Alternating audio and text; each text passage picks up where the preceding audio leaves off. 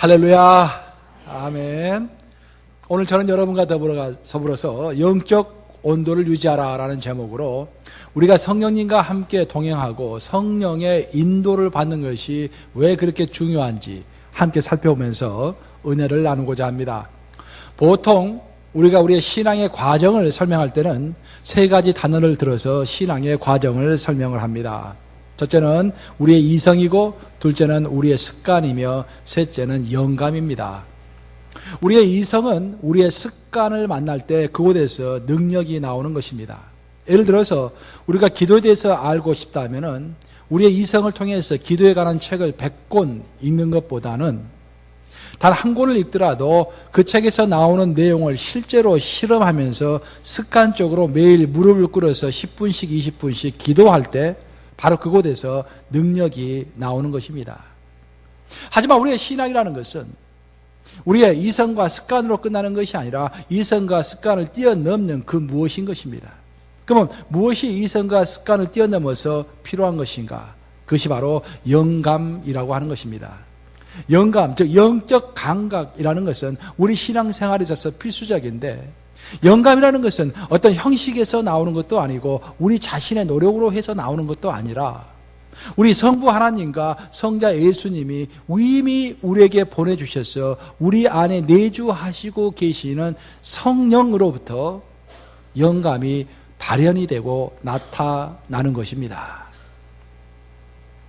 우리는 물을 수도꼭지를 통해서 얻지만 그 수도꼭지 자체가 우리에게 물을 주는 것이 아니라 우리 눈에 보이지는 않지만 수도꼭지 바로 뒤에 있는 그 수도관을 통해서, 또 더 나아가서는 그 수도관에 물을 보내는 저수지를 통해서 그 물이 공급되는 것을 잘 알고 있습니다.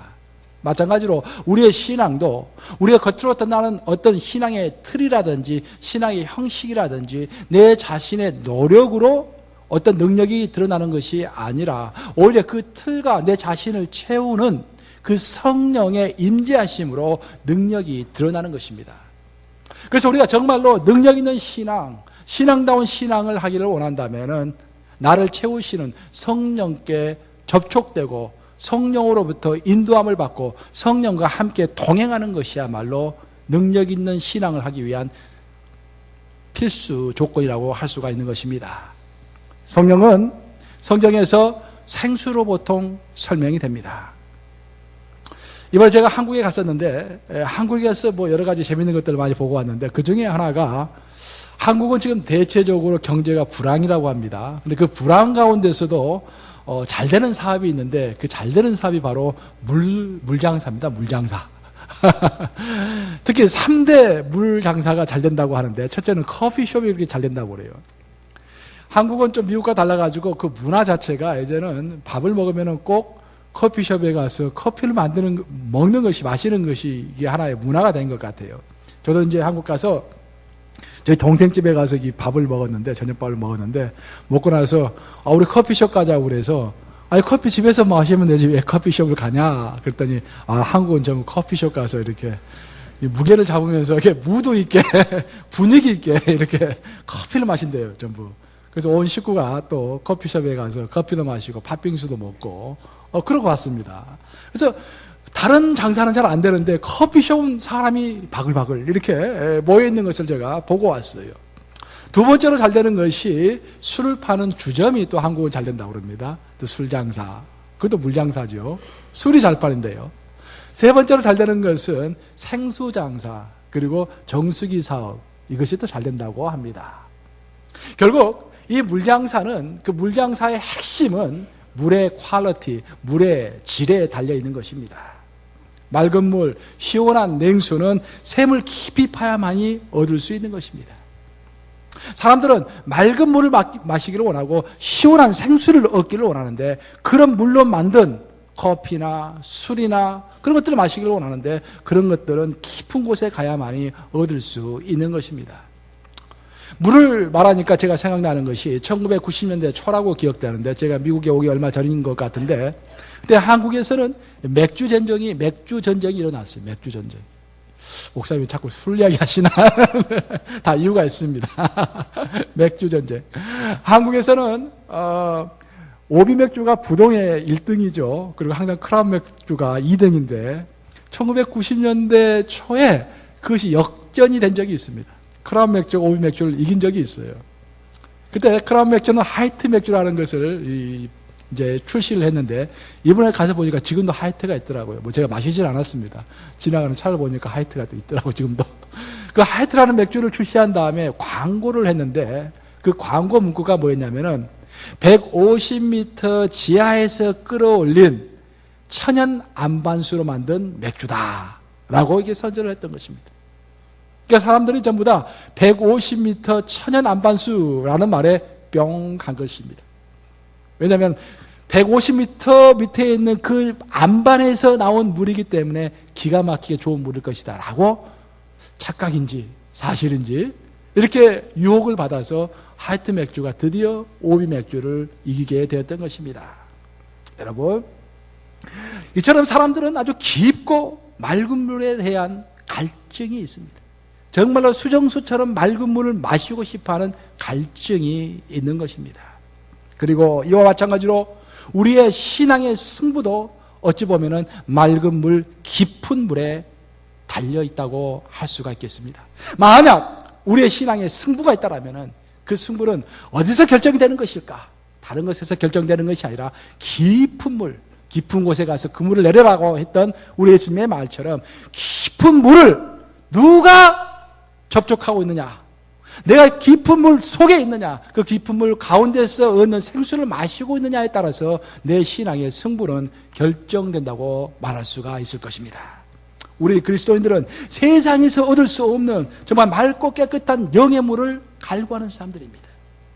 이미 구원받은 우리가 이 땅에서 갈망하는 것은 우리의 생수가 되시는 살아계시는 예수 그리스도, 그분의 영, 즉 성령과의 깊고 맑은 교제인 것입니다. 예수 그리스도의 그 영에 접촉해서 그 영으로부터 나오는 맑고 신선한 성령의 물을 마시는 것이 우리의 소원인 것입니다. 우리가 깊고 맑은 그 성령에 접촉되어 있을 때, 우리 안에 있는 아주 깊은 곳에 계시는 그 성령님과 접촉할 때 성경은 놀라운 두 가지 사건이 벌어진다고 소개를 하고 있습니다. 무엇이 벌어지는가? 우리가 우리 내면의 깊은 곳에 있는 성령과 접촉할 때 첫 번째는 우리가 성령의 열매를 맺는다고 성경은 소개하고 있습니다. 둘째로 우리가 우리 깊은 곳에 있는 성령에 접촉됐을 때 둘째로는 성령의 능력을 얻게 된다고 성경은 소개하고 있습니다. 결국 우리가 성령과 함께 할 때 우리는 성령의 열매와 성령의 능력을 얻게 되는 것입니다. 성령의 열매라는 것은 우리 안에 내주하시는 성령으로부터 우리가 얻는 것입니다. 하지만 성령의 권능, 성령의 능력이라는 것은 내 위로부터 임하시는 성령의 임재하심으로 얻는 것입니다. 내주하시는 성령이라는 것은 우리가 그리스도를 구세주로 영접할 때 하나님의 영이 우리 안에 임하셔가지고 우리 안에 계시는 내주하시는 성령으로부터 얻는 것이 바로 내주하시는 성령입니다. 오늘의 본문은 갈라디아서 5장 22절과 23절은 내주하시는 성령으로부터 우리가 접촉했을 때 얻는 성령의 열매가 무엇인지를 설명하고 있습니다.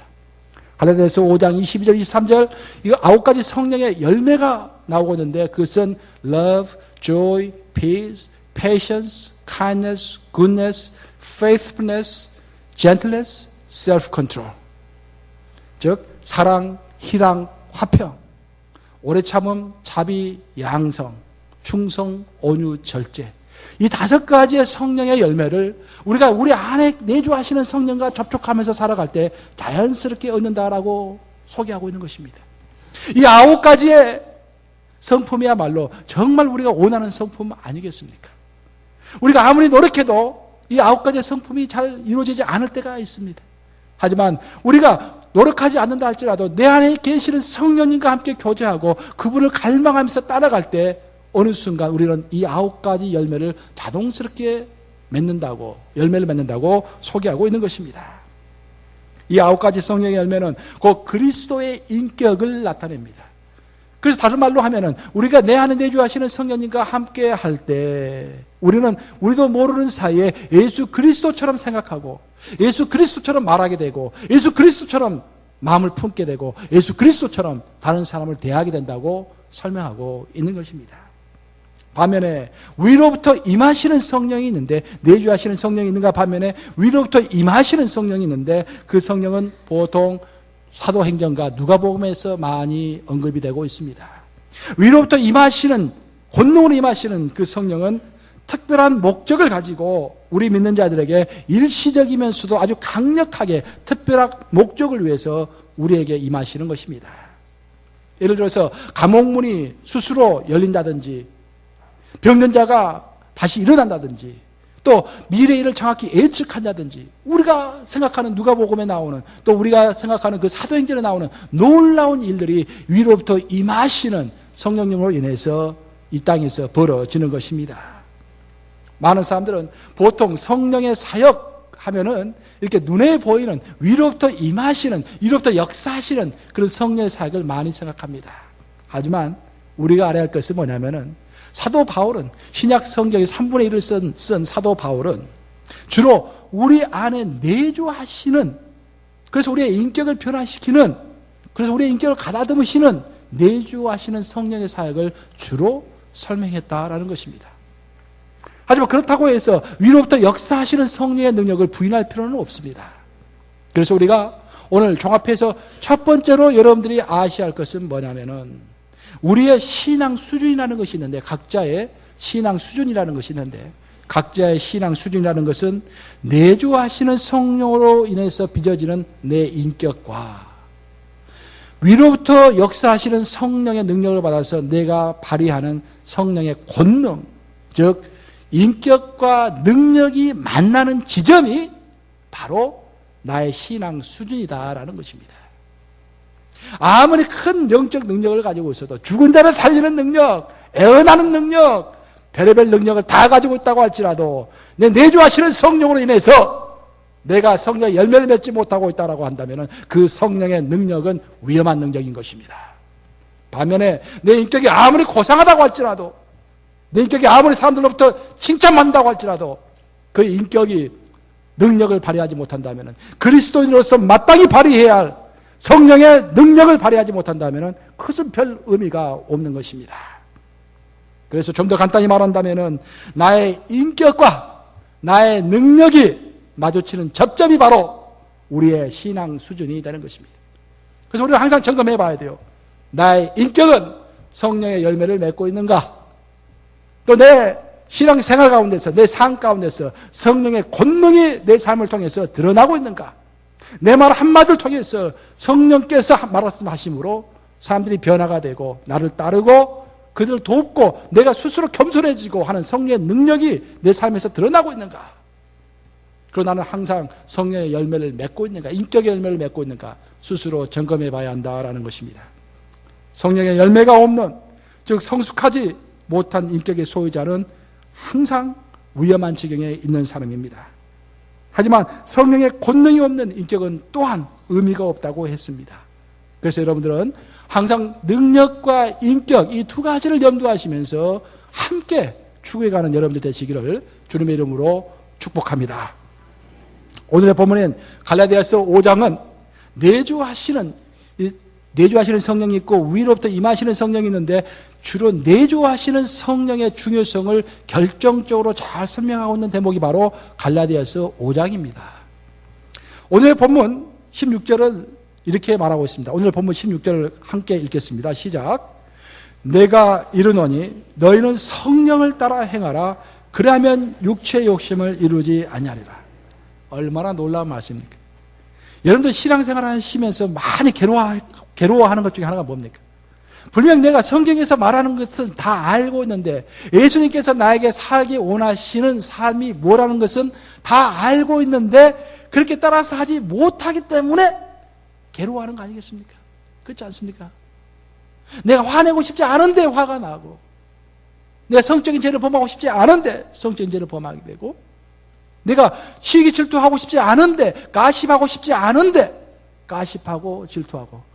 근데 어떤 분들은 가십을 그냥 그런 생각조차 없이 하시는 분도 있는 것 같아요. 근데 하여튼 하고 싶지 않은데 하는 것이 문제다라는 거예요. 즉 육체의 욕심을 따라가고 인간의 육체의 소욕을 따라가는 그런 행동들이 자꾸 나온다라는 거예요. 그럼 이것을 어떻게 해결할 것인가?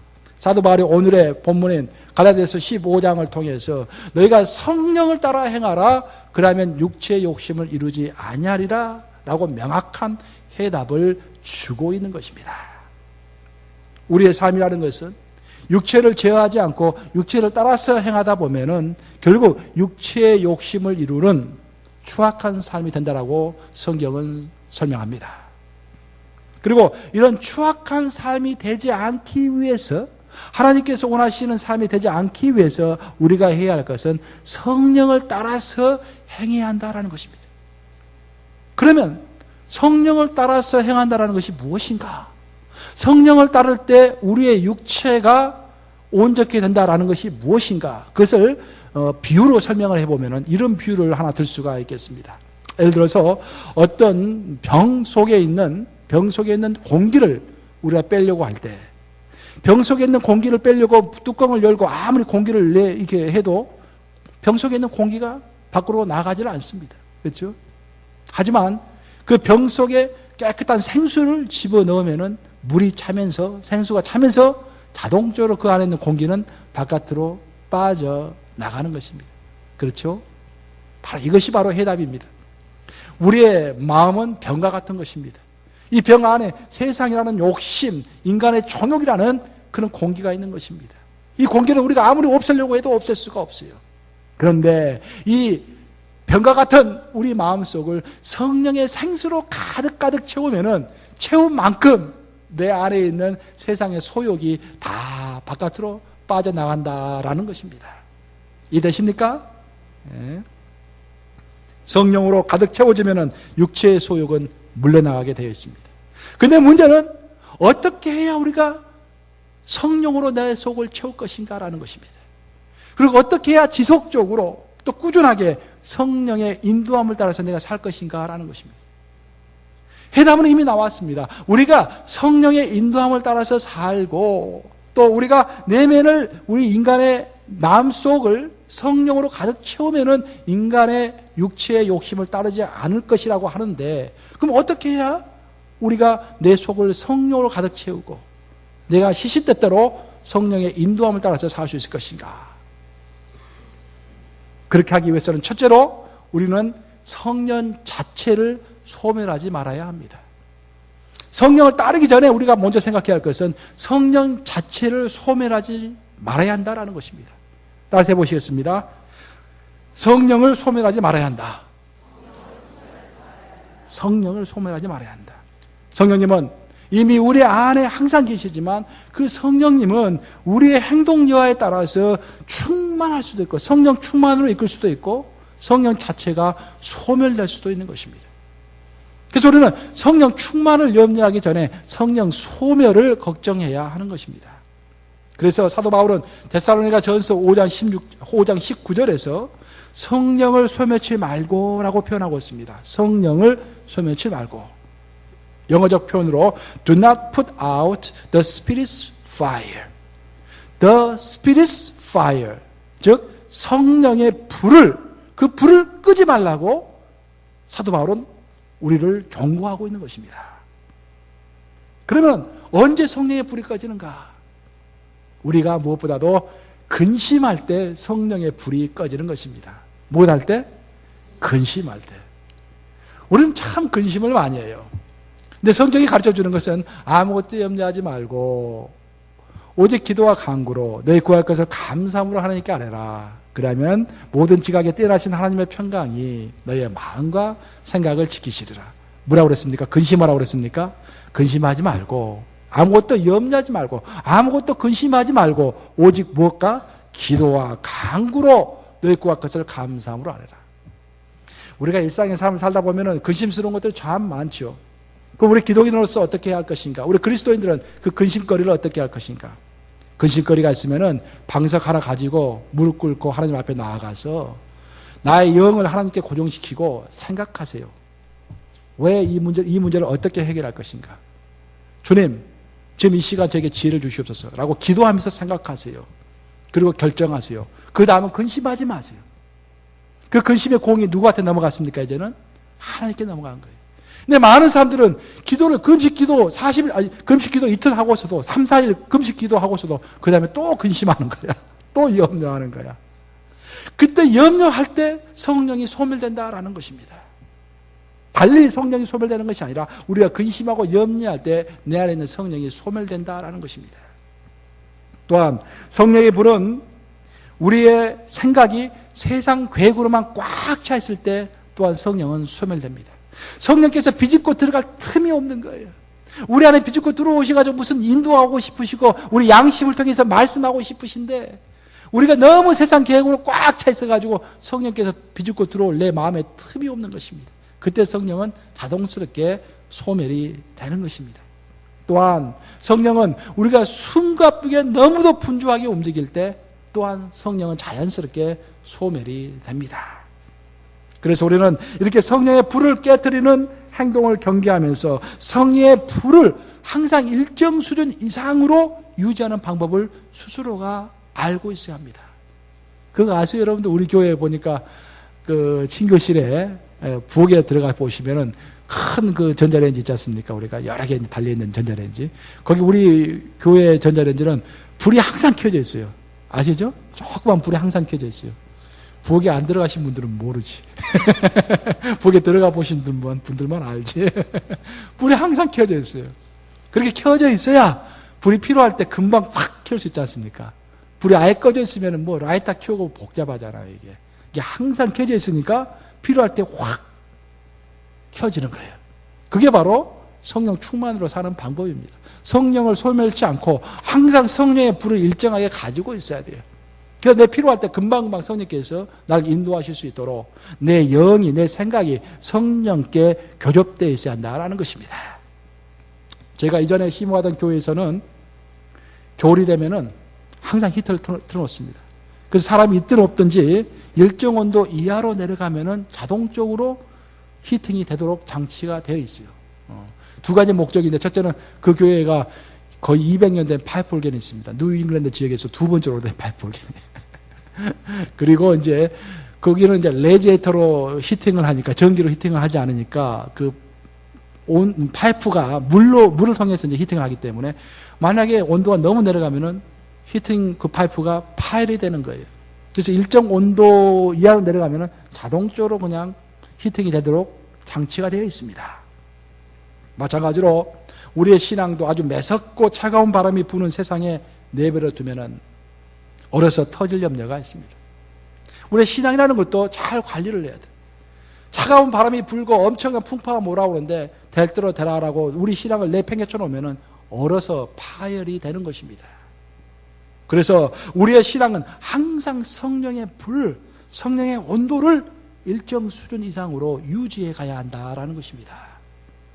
우리 모두는 성령의 온도를 일정 수준 이상으로 유지할 수 있는 나만의 노하우가 있어야 합니다. 어떻게 하면 성령의 불을 꺼뜨리지 않고 항상 일정하게 유지할 수 있을까? 각자의 노하우를 가지고 있어야 한다라는 것입니다. 제 경험을 들어보면은 제가 이것저것 많이 해봤는데 가장 좋은 것은 새벽 기도인 것 같아요. 역시 새벽 기도인 것 같아요.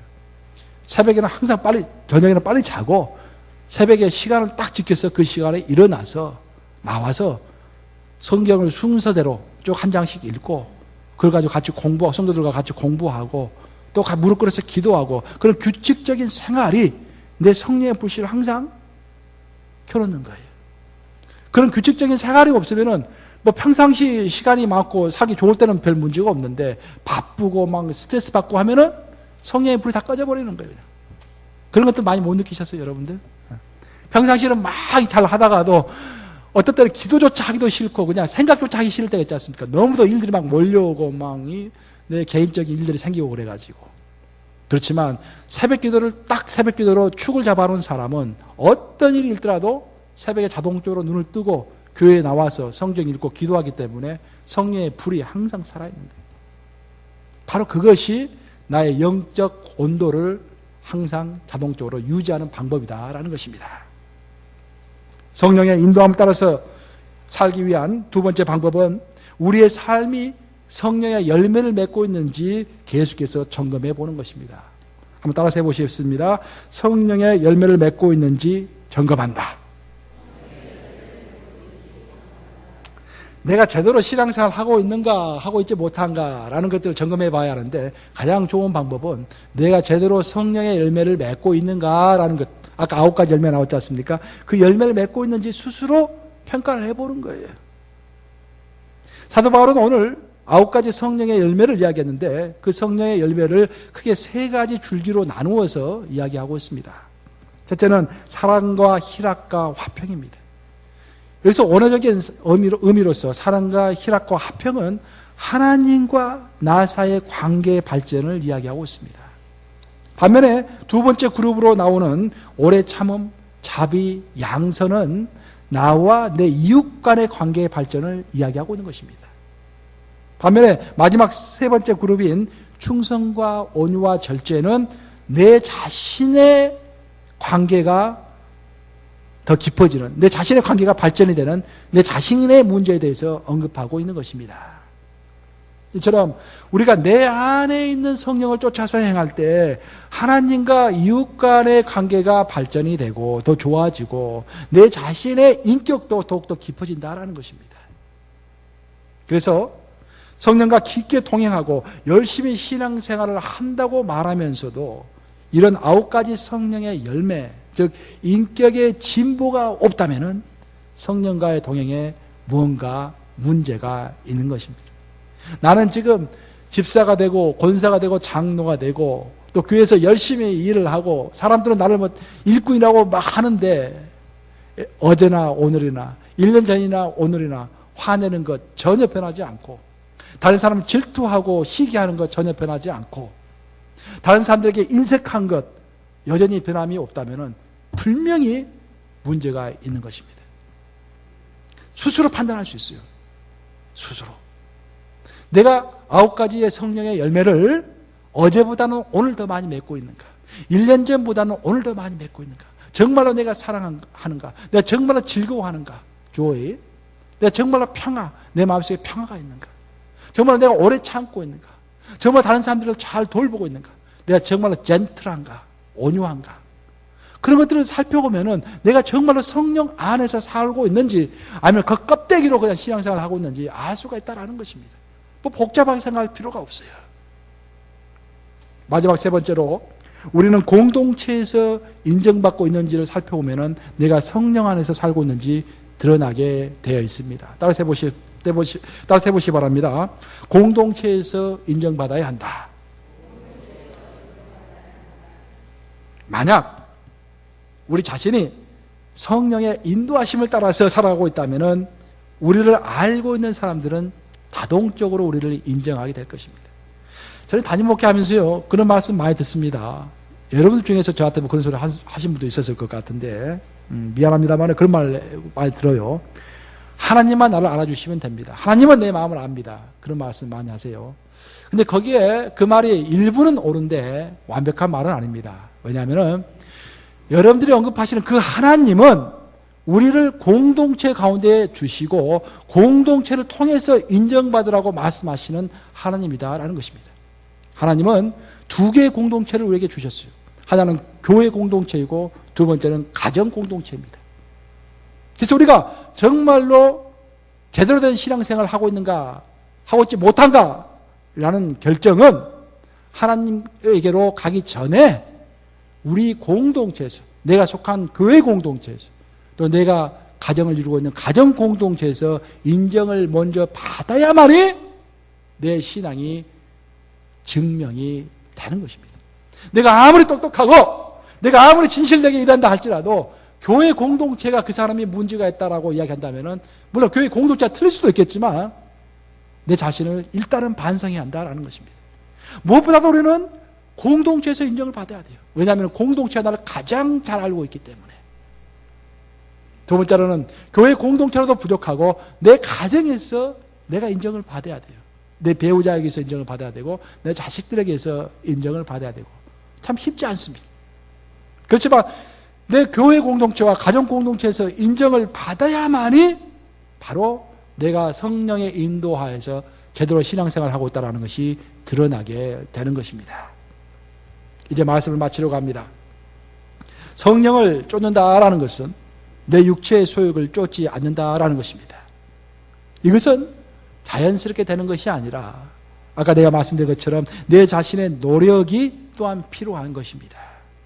내가 성령을 쫓으려고 성령을 따라가려고 내 자신을 항상 복잡한 일로부터 또 근심으로부터 멀리하고 시간을 정해서 기도하고 말씀 보고 성령과 가깝게 하려고 하는 노력이 있어야 한다는 것입니다. 그럼 우리는 어떤 노력을 해야 합니까?